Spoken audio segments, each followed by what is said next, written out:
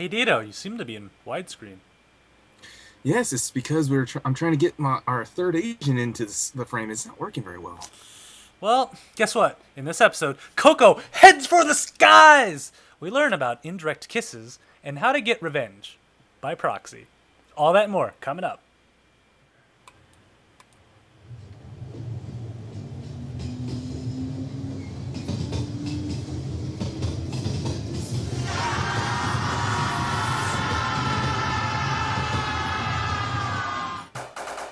It's time for the Kita Anime Podcast with Dito and Ktdata. The Kita Anime Podcast is brought to you by Nerdtacular 2012. It's this Saturday and it's going to be epic! You have no idea, guys. Hey everybody, welcome to the Kita Anime Podcast. I am Ktdata And I'm Dito. in widescreen.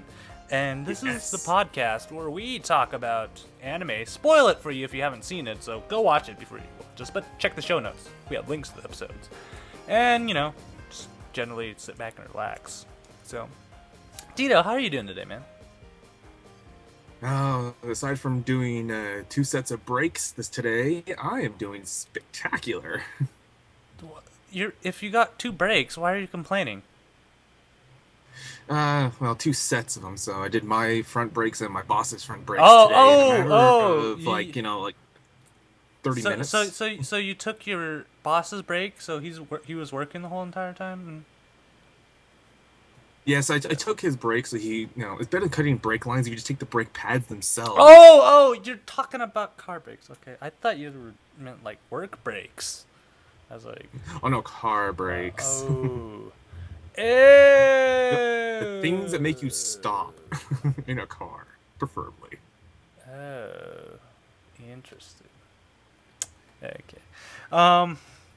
So, like I said, if you guys have never seen this podcast before, and you're on episode 5, really, unless you're watching live, because the live viewers are cool. Because the nice thing about the live viewers, they have no idea what we're talking about. They just mingle amongst themselves and make fun of us. Yes. But Entertaining. we're doing episodes 9 and 10 of these 3 animes: Kuroko's Basketball, Koriwa Desu-ka of the Zombie of the Dead, and Jurgamund. But if you guys haven't seen it, head on over to ktdata.net. Look in the show notes that are posted, and then you can actually watch. Then you can come on. But, So, but be warned, guys. We will be spoiling everything in here too, so you all have been warned. we only can warn you so far. Anyways, let's just jump into our first anime, shall we? Let's go.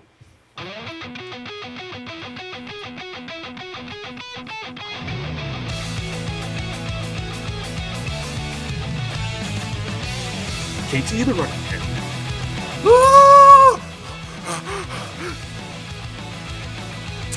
That shows you how much I understand. And our first anime is Kuroko's Basketball, or Kuroko no Basuke, and it's brought to you by Revenge, now in proxy. So, when we last left off, Dad, he throws a fit, Kagami gets punched in the back, and we learn a little martial arts in basketball. Anyways, Yes. so, we quit mid-game against Siren versus Seiho, and Seiho is the team that's the one that's using martial arts techniques to conserve energy so they can spend all their energy on man-to-man. But guess what? They have a good defense. They're pretty good on offense, too. We start seeing that they can pass really crazy. They can swing the ball around the court to the open man really quickly, and Siren's having a hard time to catch up. And what I actually really liked about this is Kisei and his buddy over there. They're kind of watching the game, and he's going like, this team, there's not really a star player on there. They're more a team of experts, They're good at what they do, but they're not, there's no Kobe Bryant on their other team right there. And the one thing I actually love is the kid that's on Seiho's team. Seiho. That's in charge of defending everybody. He actually walks up to Kuroko and says, "Oh, last year you guys lost by 20 points. This year, you're gonna lose by 30." And Kuroko, I love it. He has these awesome one-liners because he usually doesn't say a lot, and his one-liner is like, I'll make sure I'm not disappointed. I'm like, oh snap! You're not getting that 30-point win. I think you're gonna Unfortunately. be in for some hurting right there. Yeah.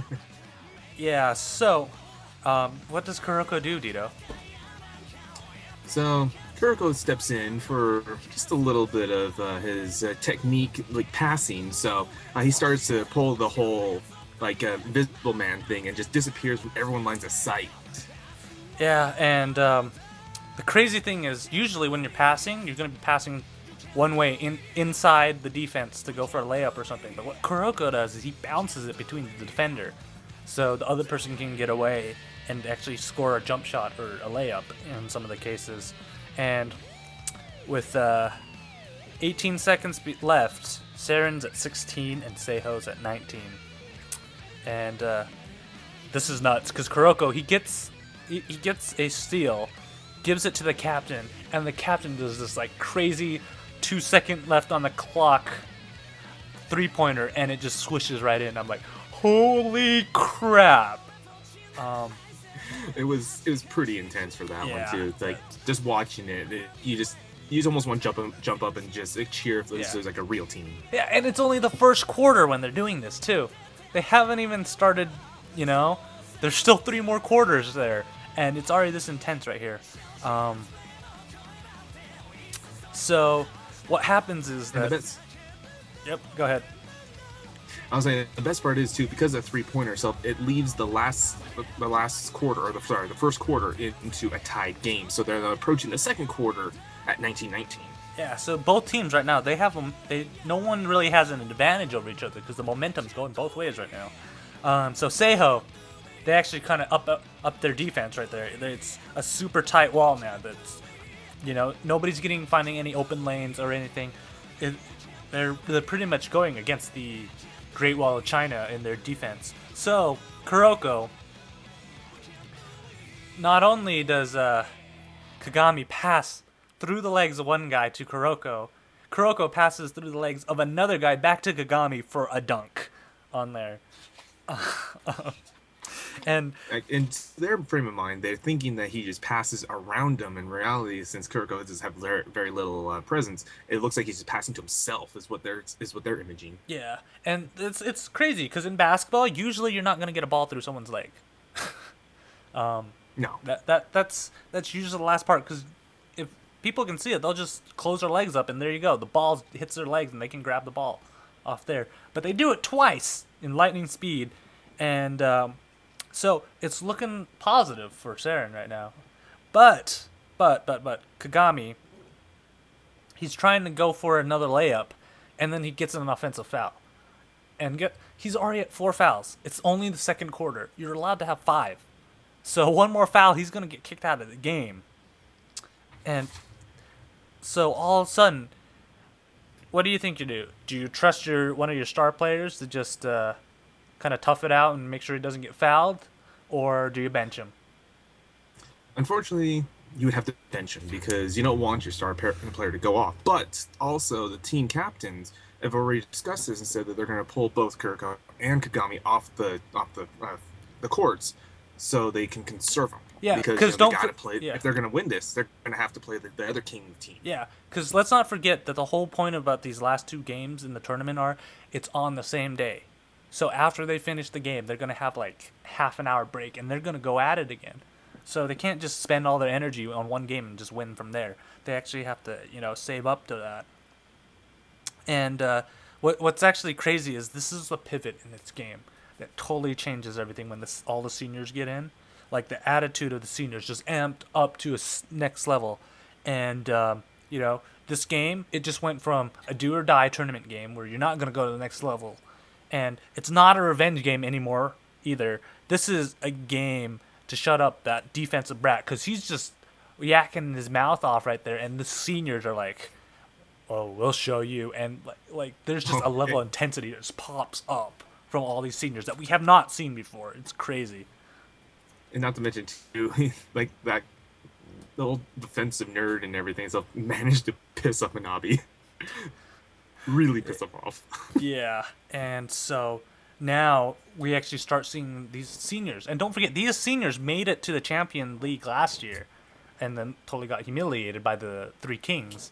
But they still made it. So they have actually they actually have some chemistry and they know how to play together. And it looks like between last year and their humiliation and this year, they have actually tightened it up together and they're playing crazily good now. Because you see the style of play changes, because it used to be just based on Kagami scoring with Kuroko passing it around, and now it's a bit more, would you say, kind of balanced off, because each player themselves is not a superstar, but they all have skills that they're really good at. Like the one guy. What they're trying to do is mostly like more team-based stuff, where you're just going to use each other's strengths into making a good play, and that's what they've been doing here. Yeah. And you'll see more of this too. Yeah, and the thing with the team-based stuff is that you have to practice with the same guys over and over to get used to it. You can't just, draw it on a chalkboard and have them go do it on the court. You need the time, and these guys, now they've been playing with each other for 2 years, so they kind of know what to do without even talking or anything. And so, like, the one guy has this crazy hook shot. I love it too, because it's the classic, just Dr. J hook shot over there. I was trying to remember who's representing. Yeah, Dr. J. I completely forgot about that. Yeah, and then Izuki. He has a crazy talent, right, Dito? Yeah, it's one of those like you would expect, but at the same time too, in anime they have to overshoot this. He has what's called ego eye, so he takes like wait, is that like in Angry Birds? Is that like in Angry Birds, where you can get the eagle and just beat the level? It's where you can put Kevin's head into a slingshot and fire it off. No, actually,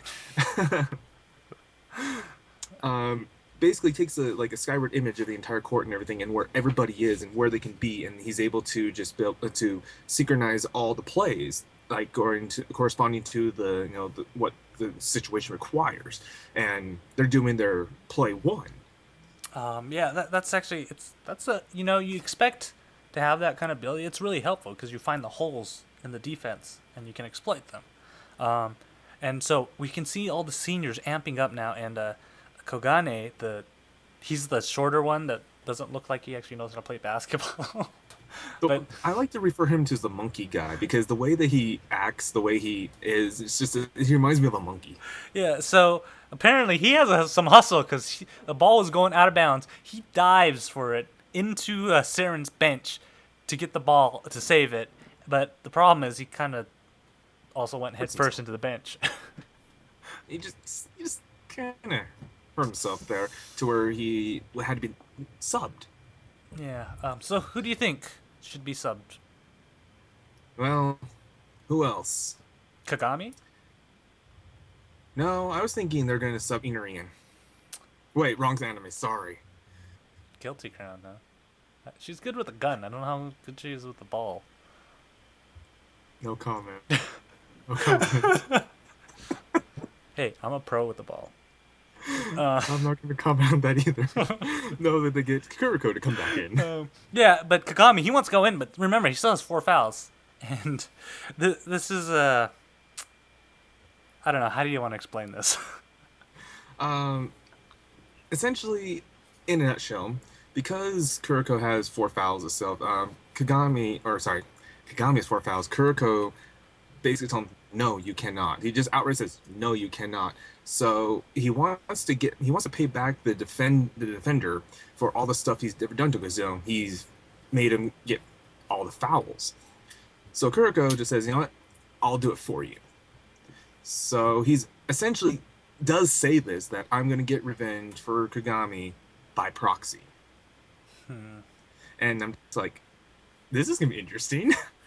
I wonder if I could do this show by proxy. If only we had another Asian around, we could do this by proxy. Yeah, where are we going to get another Asian, I wonder? I don't know. He just ignores me. Okay. Oh, hopefully we'll find another Asian to do it by proxy. So we start seeing flaws in White scan again. in in Seiho's defense, because these guys, they're not an all-around team. They're good at one thing, and that's conserving energy and playing man-to-man defense. That being said, they have to use the same techniques to conserve those energies, to conserve energy, because you can't be just switching it up. That's how you waste energy right there. So it turns out that Saren has been watching the tape like crazy and has figured out their little tells that these players do. Like, for the example they gave is usually when you run in one direction, you'll just go shoulder forward first. But Seiho's team, they'll pivot their foot first towards the direction they're going, so you know what direction they're going. So Saren's, kind of figuring out those habits, and so they're managing to catch up. And next thing we know, fourth quarter, 24 seconds left. Saren 70, and then Seiho 69. And so, I mean, it could be anybody's game right now. One basket could win this game, or could shut it out for another one. So, yeah, but then, like, automatically, as soon as the game starts again, their team captain goes and just completely just charges and dunks it right now. Yeah, just powers in. Yeah, so then it's like we have Seiho at 71, Saren at 69. So, come on, Gabe, you want to talk about this. And then what happens is Kuroko's like so with that, Kuroko just they have one play left. They have enough time for one play.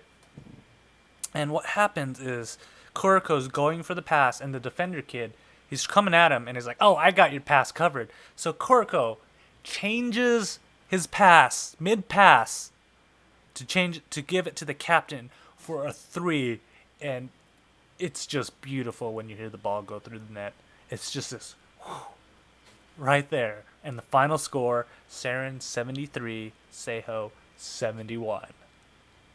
Like, that was crazy.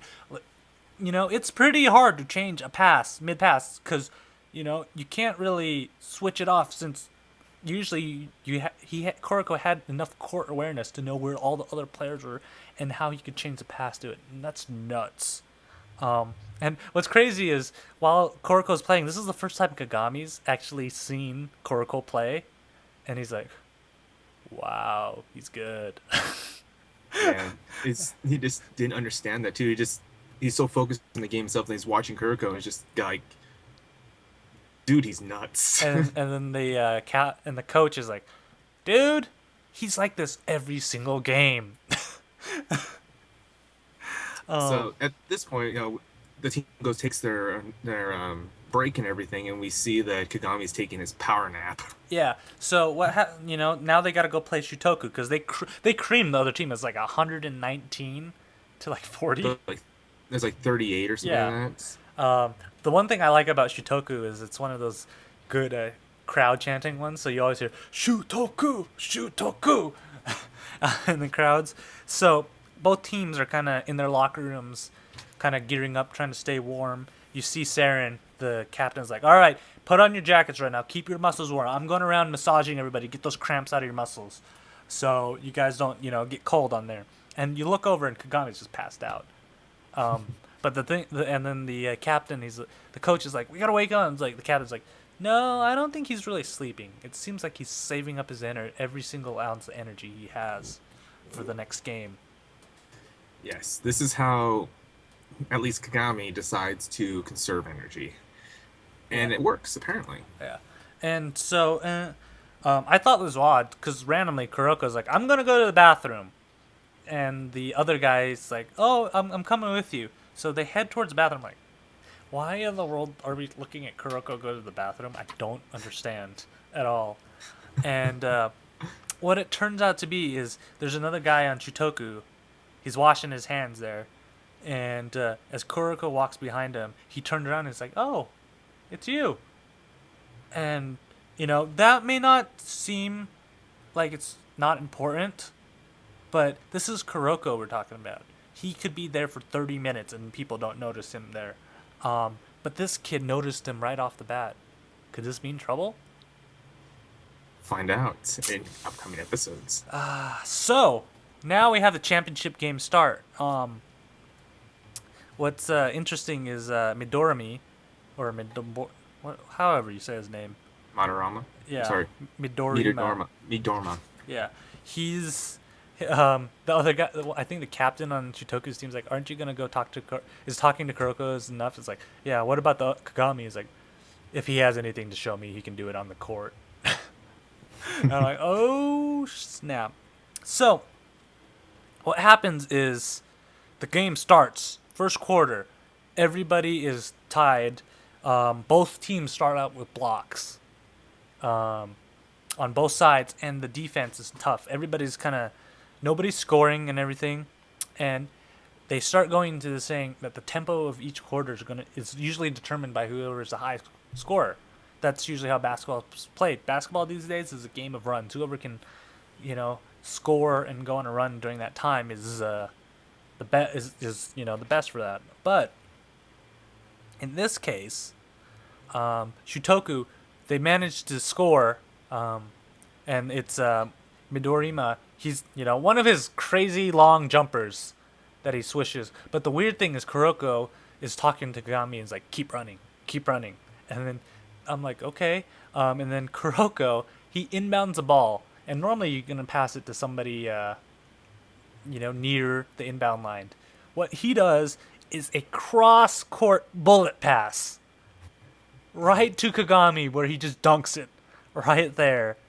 And I am like, holy crap, this is going to be a high-flying game.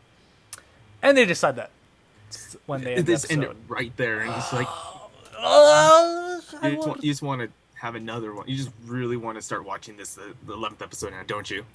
I know. I almost did. I'm like, give me more! Because it just gets you pumped that these teams, Shutoku's supposed to be one of the kings of Japan. But this, second-year basketball team is going head-to-head against them, and they're keeping up. And I'm like, oh, man. Oh. And this is the one thing I was worried about this whole anime is because, of course, the way they set it up, it's tournament style. So if you lose, you go home, which means that Seren has to win their games. But it's not even all... They've turned these games not into about winning, but how each game plays out. And it just, it draws you in. I mean, because for a fact that Seren's going to have to keep going or the anime's over, right? Maybe. But each of these teams, they play against each other. They all have different unique styles, and it's more about how Seren's going to deal with it and how they're going to tackle each of these plays. And each game is just that perfect length to where it doesn't really make you get bored with it. And I'm glad that they're not doing one team per episode anymore. In this case, they're doing 2 teams in an episode, and then they just pace it so well. Don't worry, guys. KT's okay. He's just excited. I'm just having a anime-gasm. Anime-gasm. Don't judge me. I'm not judging. Just laughing.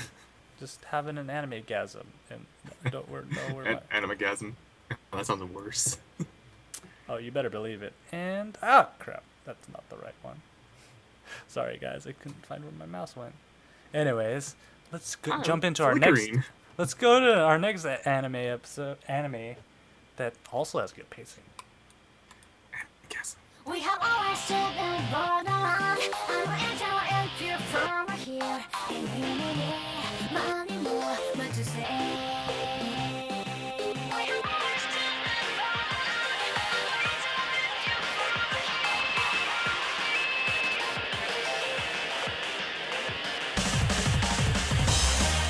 And our next episode anime is Jurgemand, and is brought to you by Peer pressure. Hey, everyone's doing it. Why not? Hey, Dito, you should do podcasts because everybody else is doing it. Cool okay, KT, let's do podcasts. Yeah. Wait. And you should find me an Asian by proxy. Kind of busy. What is he doing? Studying? Actually, yes. So. Okay, last episode, we find that Koko goes on a date. An actress makes a really good arms dealer, and KT. Chocolate. They again. So Okay, so we first jump in this episode, and everyone's on the beach. So beach episode. so we think. Johan is going to be delivering a battery to Koko because apparently her laptop battery dies, so she's just replacing it. And so what do they do on the beach? Apparently, it is a new game of how far can you throw Johan. And it seems Throw like the she's just Johan. enjoying it too. Oh yeah, it's nuts. It's like, and then it's actually Coco's like, you guys, are you seriously throwing him everywhere? And they're like, hey, he likes it. And this is actually a few times we actually see Jonah. He's actually looks like he's smiling or close to smiling. Yeah, kinda. But I love this is two of the guys are in the water and Valment, she's in her camo bikini on there. And one thing I have to mention, everybody in this freaking militia group or in this arms group is like ripped. Yes, They are like all ripped, including Jonah. Everybody's just ripped. And I'm like, I only can dream of being that fit. But so two of the guys are in the water and they're kind of like eyeing her, and the guy's like, I'm going in. And the thing is, he's like, pretend you're not interested in big boobs. So I'll try not to. Dita, don't pretend you're.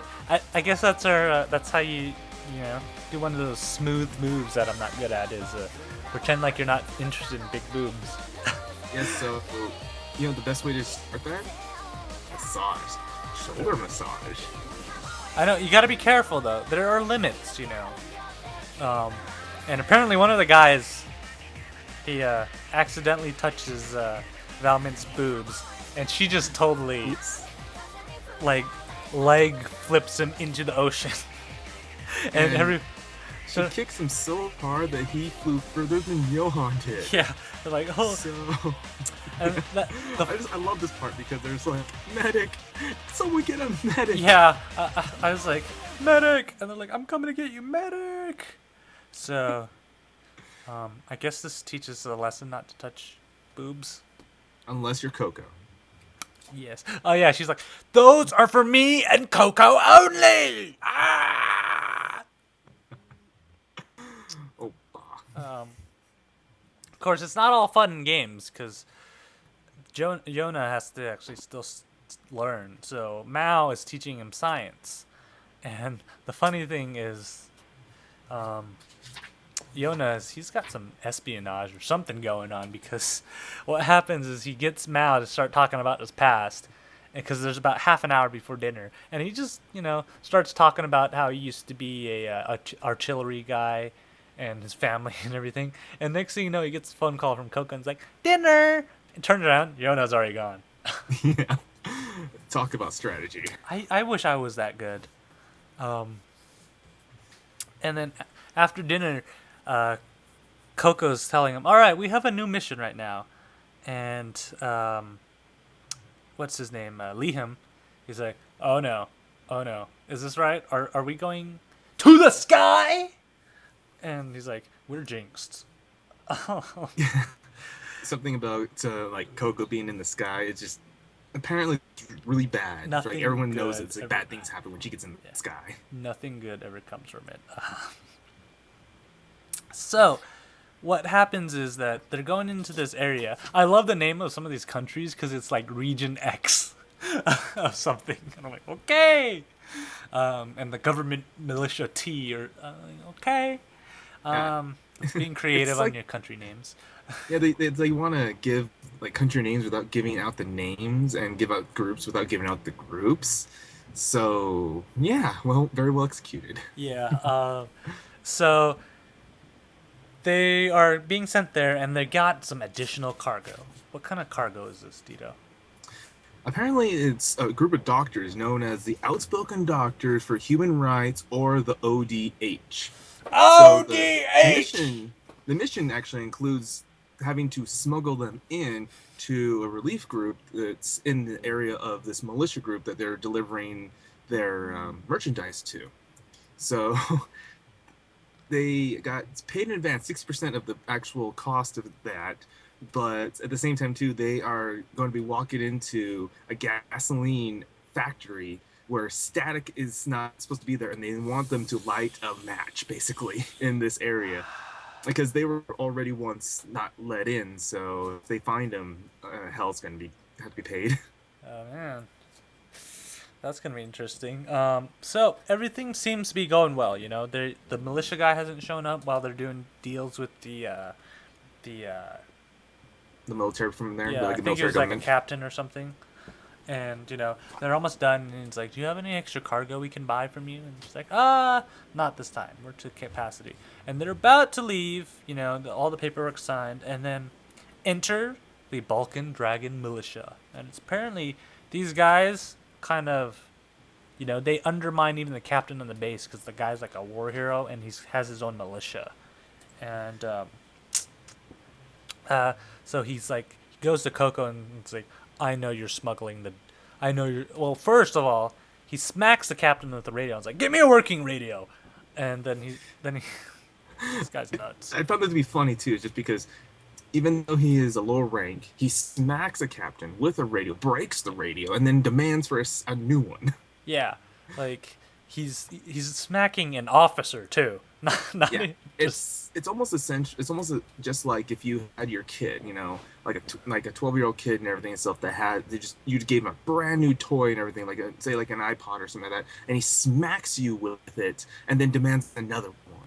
It's almost like that. It's complete arrogance. yeah. So, he's like, Coco, I know you're hiding those filthy doctors in there and stuff.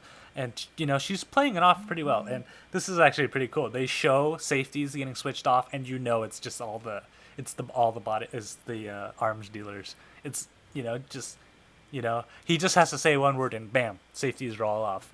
And so Coco's team is just like, oh, here it comes. yeah. And so the leader of the doctors, he's like, oh man, we're causing Coco trouble. I should go out there and kind of try to talk to him. And they're like, don't go do that. They'll kill you. It's like, don't worry. I've dealt with these types before. I can deal with this. So he walks out there. And he's trying to talk to the militia leader. And he's like, oh, you want to talk, huh? Bam! Slug right into the shoulder. Right in the shoulder. You know, the guy's down. And then next you know, bam! Grazes his cheek again. He's like, you want to talk, huh? This is how we talk here. And this is where it gets funny too, because at this point Lem steps in and like knocks away the gun. You know, as about to shoot him, as to try to shoot him a third time, and then as he's about to like pull his rifle out in there, Lem just grabs the hilt of his gun or the butt of his gun and just totally chin checks him. Yeah, chin checks the guy right behind the captain because like, or not the captain, the militia leader. And it's like you can't just. And then he's like, then he's holding his M16, I think it was, or M4, right, M4. right at the guy. And he's like, Coco, what should we do next? And he's like, well, can't be helped. Eliminate the Balkan Dragon Militia. And they just totally. I love how they said so casually Yeah. too. And then she just like, everybody opens fires. And, you know, this militia, there's a good like 20, 30 people there. And the whole arms dealer guys just slaughters everybody except the leader right there. No, they go after everyone who's a part of the Dragon Militia and spares the rest of them because that their order just to take out the militia. Yeah. And what's nuts is that right then the episode ends. I'm like, holy crap, we're already at the end of an episode. They've kind of set this up to pace really well, just like Kuroko is paced really well. This one's paced. I was like, oh man, that didn't seem like 20 minutes already. And the greatest part is too is they start back into the show with them just totally decimating the militia, and you would figure that, you know, this group that is so feared and so well respected too would put up a better fight. Yeah, and I like this. They have the magical and ammo-less guns though. You gotta Movie admit, magic. yeah. So magic. like the first minute of the episode just shows all the arms dealers firing off, and I didn't see anybody reload. Well, Valman, on the other hand, doesn't need to because she does have like a saw, basically. Yeah, Oh yeah, she's the only one who actually has a large capacity or large magazine. Everybody else seems to have standard magazines. Like, okay, I'll go with it. I'm just like, I'm rolling with this. This is fine. Um, but the team takes out the whole militia except the leader, and he's kind of you see him. He takes the doctor, and then throws him in the car, and they're driving off. And Yona, he has a clear shot, but Coco's like, nope, hold your fire, let him go, let him go, and they kind of drive off. And at this point, so I was wondering what in the world Coco's trying to do, but what she tries to explain to Johan is that she doesn't want him to stain his hands that like that. I guess like killing him is like below him that Coco believes or something. That's what I got out of it at least. Yeah. But who knows what she meant? She was speaking this like super metaphorish thing, and Yona's like, sometimes you speak too much in metaphor, and I have no idea what you're just But talking the greatest about. part is too, she's actually hatching a plan several steps before him, and you'll soon find out why. Yeah. All right. So now they have an issue. They got to get out of the country because they've already done their business. But the problem is the militia's still out there, and they have anti-aircraft artillery. They have missiles, rocket launchers. So it might be a little hard taking off, because they're Just a just in little. that jungle right next to them. Yeah. So, what's the best idea you can come up with? Well, Mao does have a great idea yeah. too, is to grab one of the 122 millimeter cannons that they were delivering to the base and mount it to the back of the plane. This seems like a solid idea, right? It Yeah. should work, right? Yeah, zing! I get the pun. Solid idea. Yeah. So, So yeah.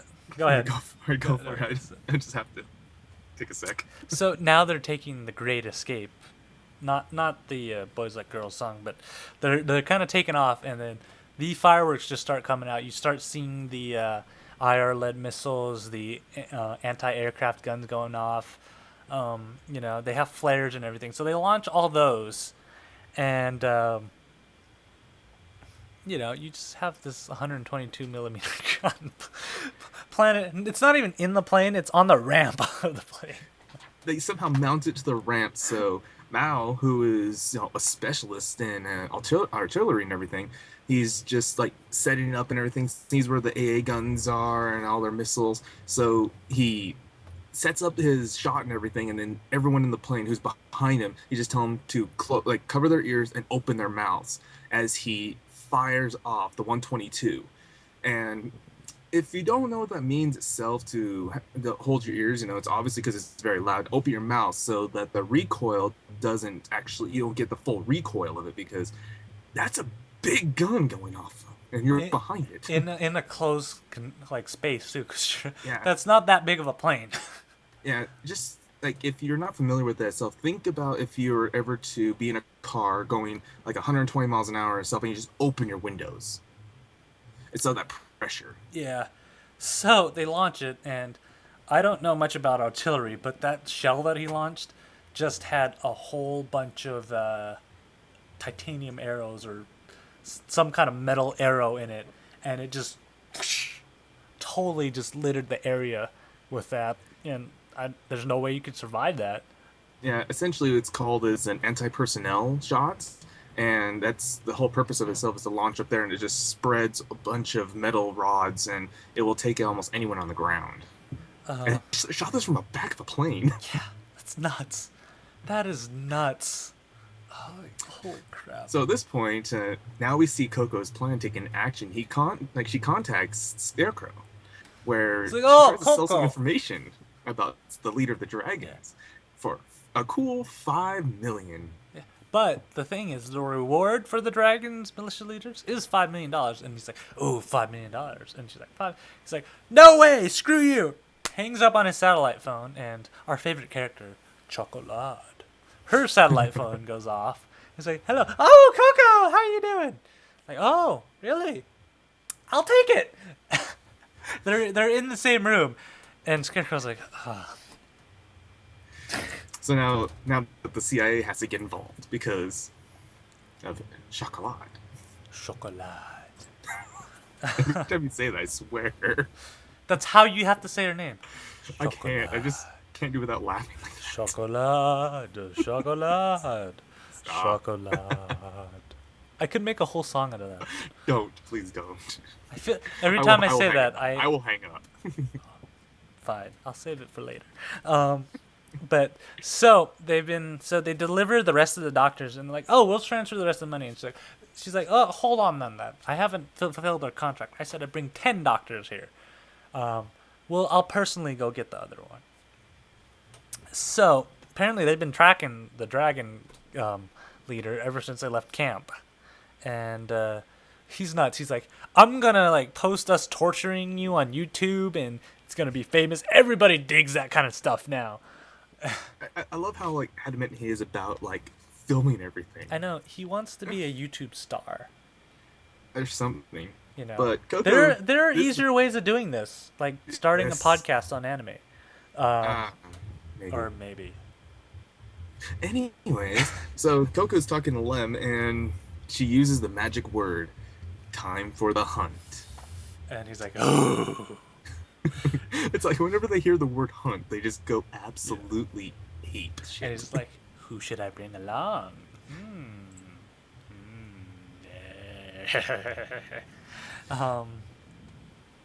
So they're out there on the side of the road, and you see the trucks coming along with the doctor and the militia guy, and Tito, explain how they follow they're following a theme along this. So Yeah, so what they did is they set tripwires. They said like they use the remaining. don't you ammunition normally for use their- claymores for that?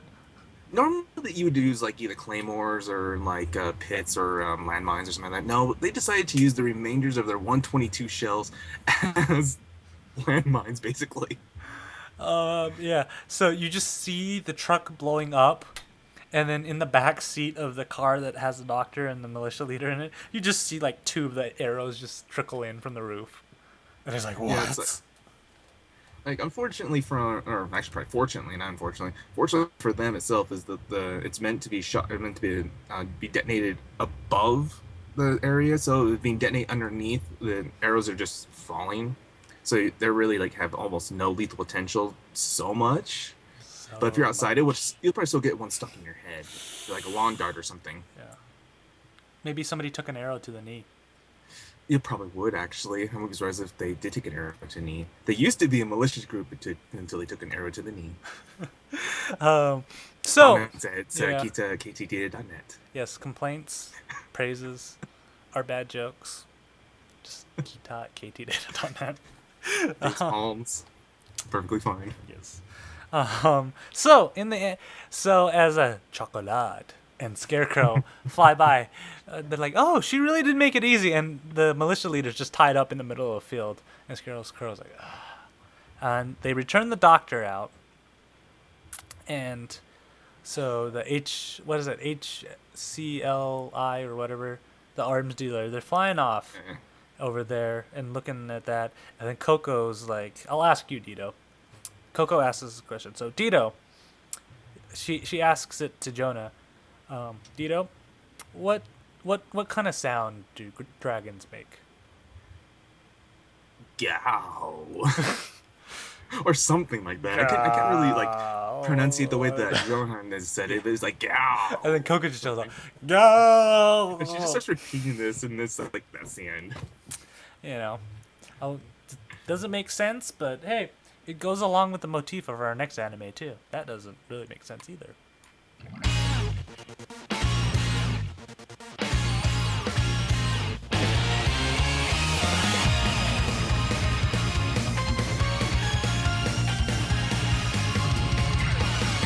And our next anime is Koriwa Zombie Desu-ka of the Dead, and it's brought to you by advertisements. You'll know it when you see it. Indeed, you will. And of course, our normal disclaimer. Warning! Our protagonist is a zombie, so please don't try this at home. Tito and I are sort of professionals. sort of. It's the closest you guys will get. So, in the last episode, she starts speaking, Drunken Fairy turns out to be a dude, and Hail to the King, baby! I swear, Dito, you love Hail to the King. You make me say that all the time.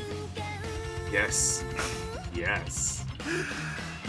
So, we're trying to find out what Chris or Drunken Fairy, I'm gonna just keep calling her Drunken Fairy because so much more awesome than Chris. Her weakness is being tickled, but there's also somebody who could beat Chris. I don't know why, but I understand the power of the tickle, because Dito, I know that's your weakness, and that's like every Asian's weakness, right? I really don't want to know how you know that, but Do you have an Asian to test it out on? more or less. For science, Dito. Science! So the facts are good. We run into the problem itself is that when Aikawa calls up Dai Sensei to ask about this too, she does mention about another underworld person who is on their world who actually could beat Chris. And the first person I thought it was you, because she is from the underworld and everything, but not necessarily the same person. So and it happens to be that it's the most powerful denizen of Yuri, also known as an S-class megalo. And they're like, huh? S-class? He's like, and Haruna, while sitting on an exercise ball stretching, is exercise ball. I don't know. It reminds me of KT so much about when Haruna's exercise balls rock, dude. I am an expert at sitting on an exercise ball. I'm doing it right now. And look how spry I am. I'm like, I can't stop moving. I'm just all over the place. Watch out, he's there. To quote Haruna later is she's flies a butterfly and stings like a bee, or whatever she says, something like that. That's how Haruna who flies like a butterfly and sings like a bee. How may I help you? But yeah, so normally a AAA class Megalo takes a couple Magic-clad girls to kind of take them down. An S-class one, the S-class is taking out the Magic-clad girls instead of the other way around. Yeah, it's like a whole different league. That's how they describe it, is that they're just in a whole different league. Like, she was so powerful, even before they had this classification system, she had a name for herself out there. Oh, look how convenient. Happens to be a friend of you. Yes, so we see a clip on exactly how they're related and how they're friends and everything, too. And even more convenience, she happens to be living in the human world. Yes, and we'll soon see exactly how this transpires, because we first see about Sarah, gives Ayakawa a ticket to her concert. My idiot! And she's being kind of nice in a weird way. It's like you always expect her just to call her, or start calling Ayakawa like, my beautiful. It's like she keeps him downing him and everything. Like just every given moment, just calling him a worthless bug, or like, it's just really, it's just weird to see her actually just acting like normal, like a normal girl. And then what's nuts is that Ayakawa, he's drinking his zombie coffee, and it's in a juice box, and the next thing you know is that Sarah, she's like, let me have a sip of your coffee, and she's like, well, that's like an indirect kiss, and it's like, maybe that's what I want. But then we come into the next day, because the concert's on Sunday, so I immediately thought that they're going to like jump into the Sunday and everything itself. But so they come to this apartment, and I'm thinking, wait, is her concert going to be in her apartment? Wait, what's going on here?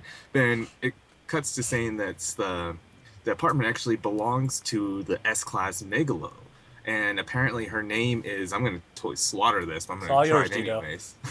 Thanks, KT. Thanks, because you know how I love to try these. I'm a giver. I like sharing. Yeah, for everyone who's been watching up to so far knows I slaughter names because I'm horrible at them.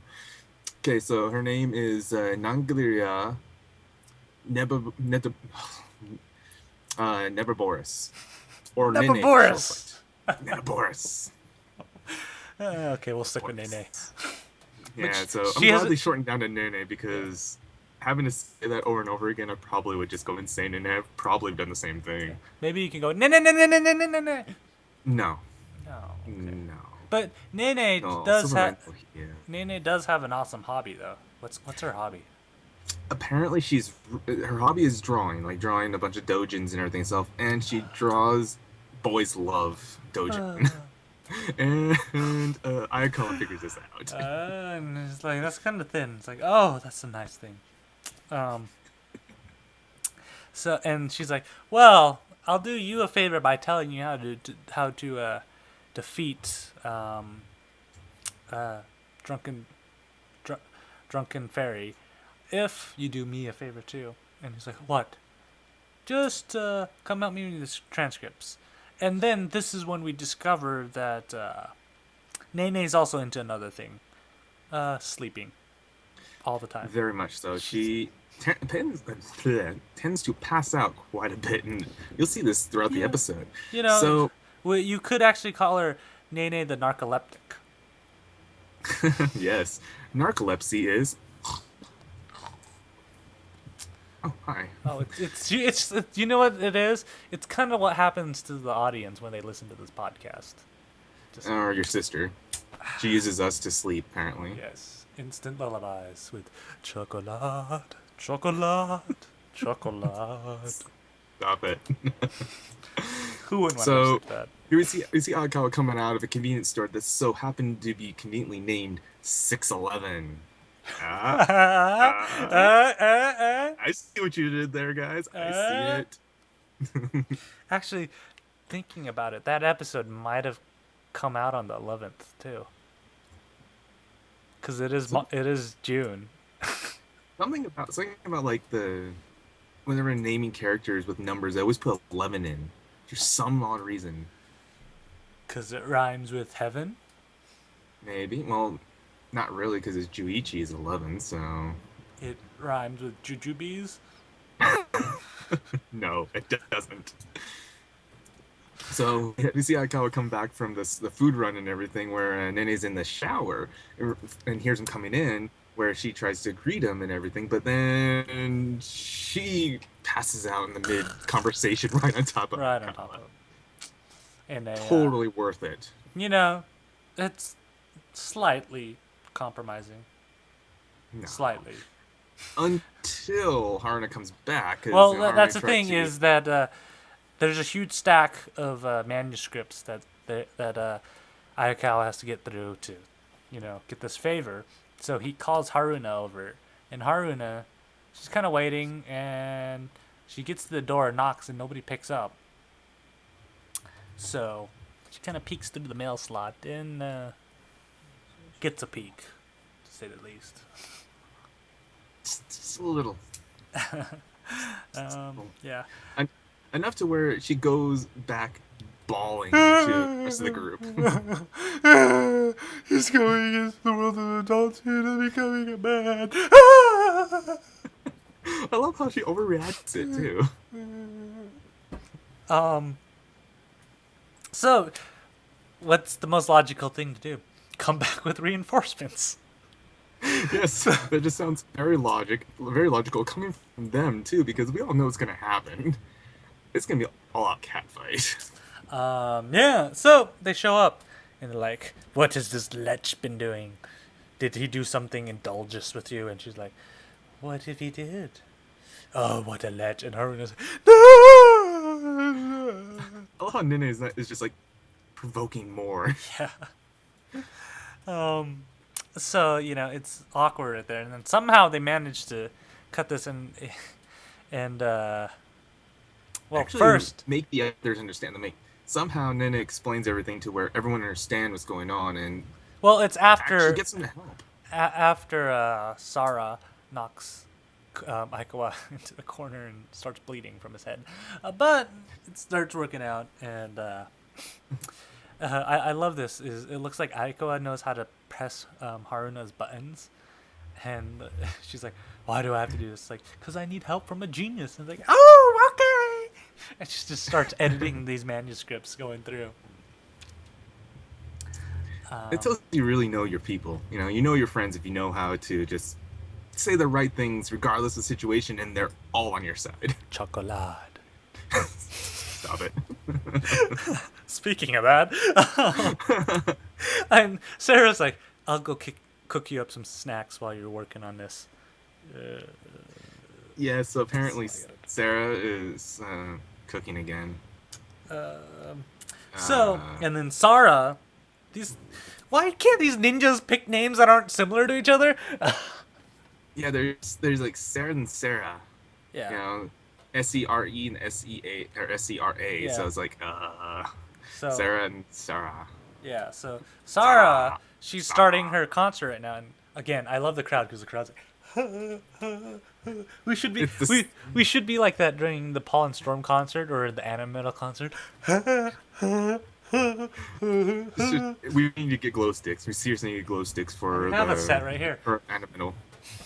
Like I said, I have a set right here. You really? Yes. Do you really? Bring them. Do you not remember?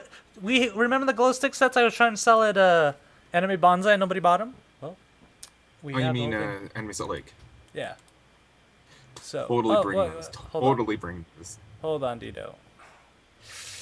Looks like our audio recording just stopped. Where? It's title for the show. Glow sticks. They cut your recording. All right, sorry about that, guys. We had a slight technical issue, but we're back. So we're talking about the glow sticks, and so the concert's about to start with Sarah, and Aikawa's still over at Nene's place editing like crazy through this manga. And so, but what happens is that Nene's like, you seem to be looking at the clock a lot, Aikawa. And he's like, yeah, don't you have somewhere to go? And he's like, yeah, I do, but I really want to see this through the end. And she's like, oh, well, I can take care of the rest of this. You can go. So, Aikawa, he starts running off to that. Before that, we did need to touch on this a little bit, that the reason why that Aikawa was so adamant about trying to finish this too is not just because of the deal he made, because also that the manga they're drawing is about you. Oh yeah, it's in a previous life, but it's not even a previous story. In an alternate life where you has a happy ending instead of her previous to her meeting Aikawa, because to be honest, I think she has a happy ending now, but kind of her in her magical fairyland and whatnot and the hoo-haws and whatnots. Yes, and the hippos and yes, that. And KT saying chocolate. So that's why it's kind of important that he wants to see it through, and the funny thing is everybody looks happy. So Aiko is running to it, and Sarah's about to kind of start her ballad song, like the more slow melodic song. And then right in the back of the crowd, because the crowd's going, ah! And then in the back you just see a door open, and there's Aikawa there, and all of a sudden Sarah's just like, if you want to die, head to the front. And she just completely goes back into her normal metal-ish self. I don't know how to really describe her original personality, I guess is the way to say it. So what happens now is they kind of head back, and well, not even head back. They're kind of just chilling after the concert, and they're, of course, Aiko is sipping on his patented zombie coffee. I really need to get some zombie coffee. Add that to the list of Dr. Ginger, Dynamite. What was it? Dynamite drink. Dynamite drink. And Dynamite! And now I gotta get some zombie coffee too. So you might find it at AX. Never know. It's true. I'd be afraid to open it then. I wouldn't. I'd have to buy two. One for now, one for the road. One for the collection. So he's sipping on it, and then next thing you know, Sarah's just like, and he's like, but My saliva was there. That's like an indirect kiss there. And Yeah, j- Seta totally attacked the chocolate milk. Or the coffee, sorry. chocolate milk. Where do you live? Asians are mostly lactose intolerant, man. Yeah. But so the funny thing is that he's like, "Will you please stop calling me my darling?" And she's like, "Well, in my mind, we're already dating." And it's like, Isn't it convenient? and so And it cuts us off, like yeah, after everything, it cuts off to this, like one of the like ramen carts and everything by one of the the water shores and everything. And guess who's in this cart? We see Nene and Chris just chilling there, drinking their heads off, and just talking about what's happening so far, like just drinking buddies. it's okay, Dito. They're off the clock. It's just like you can record this because you're off the clock at work. Not really. I'm still kind of on the clock for another job called Ktdata.net. It's okay. I pay you well. Good one. Good one. See, I'm full of jokes. It's hilarious. Chocolate. I Larry Os. So what the funny thing is that since the teacher for Ayakawa's class was the drunken fairy, they need a new teacher. What's a good replacement teacher? I'm thinking Guy. I mean, Dai Sensei. Man, somebody loves his guilty crown. So Come on. Who would want to learn from Guy how to do weird, stupid things? Back to the story at hand.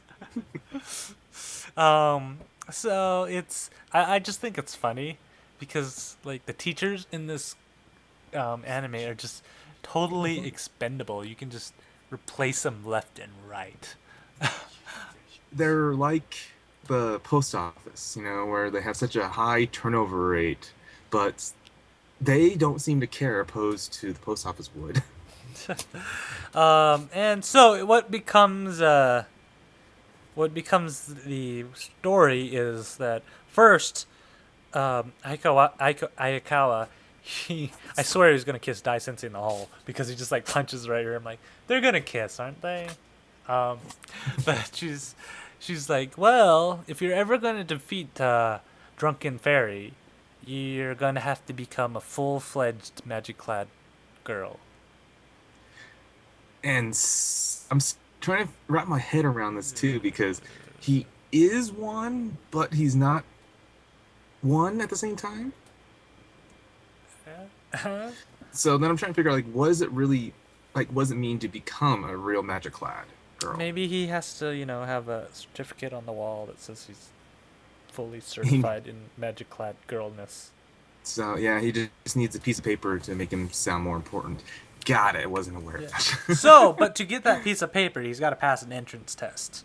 We don't know what kind of test, but if he fails, erase the hard drive. Wiped. Yep, he will not remember anything. So, next day, they get another new teacher. Who could this be? So their next one is their cooking teacher, which is Haruna. And apparently, so it's because she taught him how to cook eggs really well, so she became the teacher, or the home ec teacher. Sorry. Yeah. So, guess what they learn how to make? Haruna's special eggs. And she's like, first, you take the egg, crack it into the beaker. I highly suggest you guys use a brand new beaker. Please do not use a beaker that you put chemicals in. That's just me as a chemist, just giving you guys real world advice. So she's like, all right, so just whip them up, break them up good, get them all scrambled, and then you add a philosopher, something nice like a philosopher or something. They're like, what if we don't have a philosopher's stone? He's like, well, something like soft rubber also works. I love this too because it just goes like Philosopher's Stone. I'm like, oh my god, mystery solved. Just need a Philosopher's Stone to make golden eggs. Eripatemus not koto aquats. But as Haruna's doing her special eggs and everything, so Dai Sensei just kind of pops in and says, there's a fine line between eggs and slime. Yeah, and then you start looking at Harden and it's like, now you just gotta stir this for 30 minutes. I'm like, 30 minutes? And then all of a sudden the eggs start turning green and it starts spreading out. And then next thing you know, it fills up the room. And so it turns into a slime. And Dito, it's not just any normal slime. It follows the theme of Korwa, perverted slime. Yes. And it just happens to melt off clothes. But it's still a gentleman because it doesn't take their bottoms. Yes. It's a gentleman. And so you can imagine a room full of girls and clothes eating slime. And it's not discriminate either. Yeah. So, of course, Aikawa is like, get back in the game. I gotta save everybody. So he jumps in, saves the two girls that I never remember the name, but one of them's the one that has a crush on Aikawa. And, of course, Haruna's like, ah! And he kind of goes up and hugs her. And it's like, what are you touching? It's like, I'm trying to save you. And she's like, I don't want you to save me. And struggles, and they end up sinking to the bottom of the slime. And Dai Sensei's like, oh, man. They were doing so good. Made it. And then she And goes, apparently that was a test. Yeah, she does like this like wave thing and just totally disappears. But here's the best before, part too. It's like when Dai Sensei eliminates the slime just by pointing at itself. She kind of got the extract of itself and lost her clothing too. Where Orito is just like sees it too, and then she just like destroys his glasses. It's like That's the magical power. That scene was just funny. Yeah, and so that just happened to be the test, and he kind of failed. So she's like, "Oh, you're so good," and just points in the magical glowy thing. And then next thing you know, he's back at home, and he's going, "Why are all these strange people in my house? What are you guys doing here?" It's great too because everyone's just like sitting around there and just going like, "This is who you are," blah blah blah, and then he's just kind of like, "I don't know who you people are. I need an adult." Yeah, and so they're like, oh, I guess we all got to go home now since he doesn't remember anything. And they're like, then they have a change of heart. Like, wait, I don't want Aikawa to be like this. I want him to remember who he was. So this would be all for naught if he doesn't. And then Dai Sensei is like, I haven't finished my tea yet. You guys can have a makeup test right there. And what do you think the makeup test is? Their purpose, so to speak, is to dive into Ayakawa's mind to retrieve his memories of his former self. Yeah, so the funny thing is, the whole time I was thinking about this, they're in there and they kind of have this like film strip thing going with the previous clips going, and I'm just thinking, man, I miss Ano Natsu de Matsuru. I had a feeling you were gonna probably bring that up. I was like, Renan! So they're going through and they go into this like central hub, and there's just a giant castle there, and I love it because Yu just pulls up a sign, JRPG.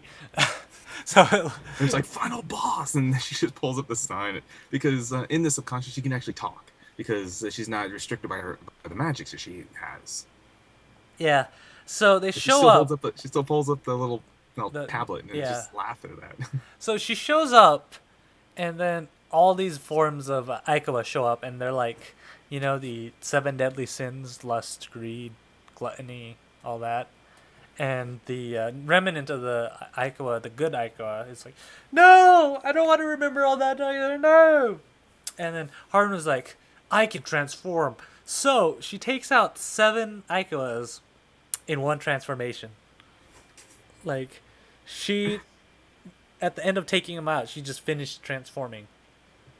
And everybody was like, they were pretty weak. Well, that kind of really describes Aikawa anyways. Yeah, you're right. Yeah. I love it too. It's like they seem so powerful and everything, and then it's just Arna goes in and steps in, just like going bink done. No, that was Ayakawa. No, it's Nothing. like bink, bink. What? You got to do 7 of them. Bink, bink, bink, bink, bink, bink, bink. Is that 7? That's not counting. Pink. Okay, I don't know. There we go. I, I'll just say I, that's separate. I can't count, so it doesn't.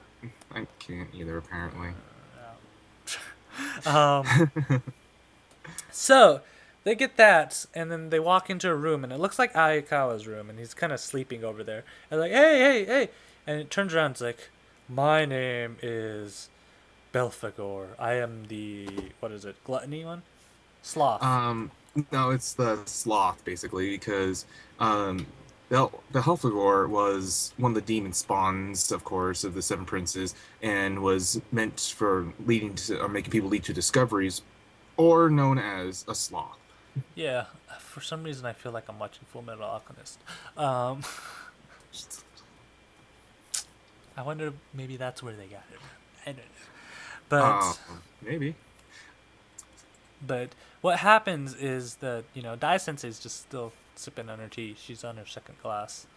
And then all of a sudden, Aikawa wakes up. And he's like, huh? And he's like, I'll be back in a second. And, then And this is where it just gets funnier because you think, oh, he's back and everything and stuff. And then he pops to the door and. He looks like the sloth. And he's like, my name is Belphegor. And she's like, so they failed. It's like, no, they succeeded. This is me now. And then everybody wakes up. Because it's like, Aikawa being his preferred self, he takes a penny shot at Dai Sensei. Yeah. It's like, that's how you can tell a person by what kind of pennies they wear. Oh man, I couldn't help but just to really laugh at that part. It's like, yeah, and yep, that's Aikawa for you. Yeah, and he's like, call me another Ayamu. And Dyson's like, that's a little too long. I'm just going to call you Dark Ayamu. So they end up going to school, and he's just, saying all this emo stuff to everybody. And the class is like, that's harsh. And then all of a sudden, Haruna shows up, and they're like, I want the old Aikawa back. And he's like, what are you going to do? You can't fight me. You don't have powers.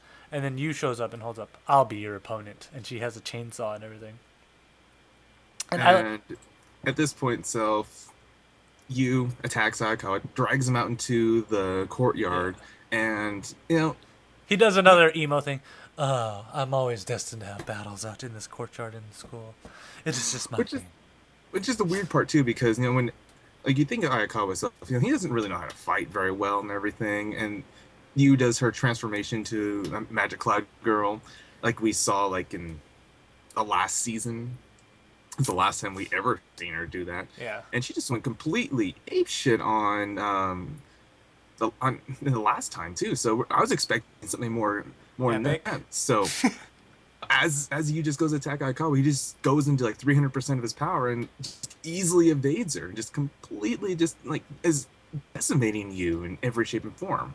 Yeah, and so he's jumping up into the air, and Yu goes after her, and he's like, oh, Yu, why would you do this? And then she kind of just collapses, and he lands and catches her, and then he says something, I don't even remember what he said, but it just ticks her off. Oh, yeah, I can't remember what I should wrote that down. Yeah, and then he ends up, she writes in the dirt, rage mode or something, and then jumps off, punches him, get away from me, and then grabs the chainsaw, and, just sends it straight through Aikawa's chest. Just a flesh wound. Yeah. It's just a flesh wound. And, she's like, I want my old Aikawa back. And then Haruno comes back and yeah, we want the old one. And they're literally chainsawing the sloth version of Aikawa out. And at this point, he turns back to his original self, and he doesn't know what's going on, but he realizes he has a chainsaw on his chest. And at this point, Haruno is still there, going, I want my original Aikawa back. And he's just like, ow, ow, ow, ow, ow. And then the next thing you know, you see him on the ground, and everybody's like, yeah, I'm back. And it's like, Haruna, can I ask you to do me a favor?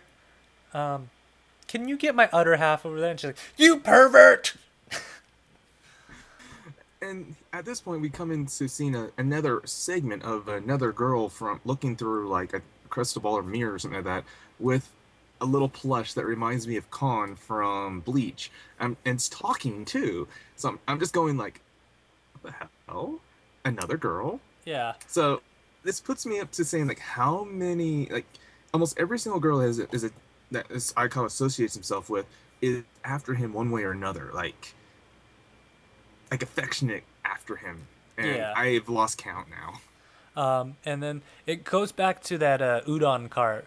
And of course, Drunken Fairy and Nene are there, and they're just eating and stuff. And like, oh, it looks like this other girl's got his attention too.